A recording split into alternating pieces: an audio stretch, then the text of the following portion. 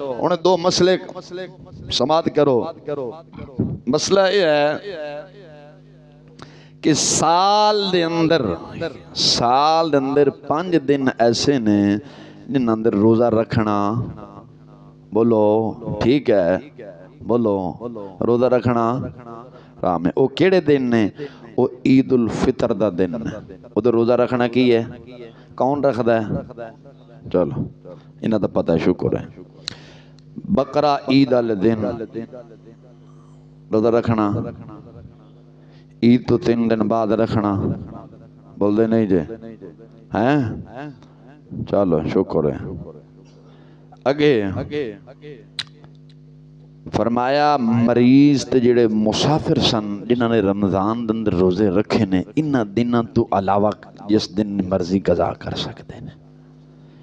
इन्हां दिनां तो अलावा बोलते नहीं जे किसी होर दिन जो मर्जी कज़ा कर सकते हैं।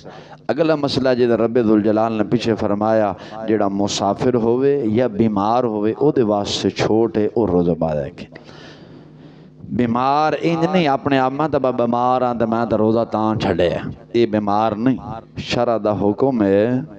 साडे इमाम फरमांदे ने कोई जेड़ा नेक सालिया तबीब डॉक्टर होवे, जेड़ा तबीब हकीम होवे, वो आखे बे वाकया ही अगर तू रोज़ा रखेगा तो तेरी बीमारी वध जाएगी। तेरी बीमारी अपने कोलू जाटा तोना नहीं लाना कि मैनू बुखार है मैं बीमार हाँ, समझाए ना, मेरे हाथ फोड़ा निकला मैं तांज रोज़ा छड़ दिता।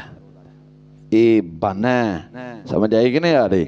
हकीम तबीब ओ जेड़ा नेक ते परहेजगार होवे, ओदे कोल जाके ओदा हुण की आखदे मैं चक शक कराया जावे, ओ आखे भी वाकई तू अगर रोज़ा रखेगा तेरी बीमारी वध जाएगी। फिर हुक्म है कि हुण रोज़ा छड़ दे, क्योंकि बीमारी वधण दा खतरा है। तो रोज़ा रखना जे फर्ज है तो जान बचाना भी तो फर्ज है ना, बोलते नहीं।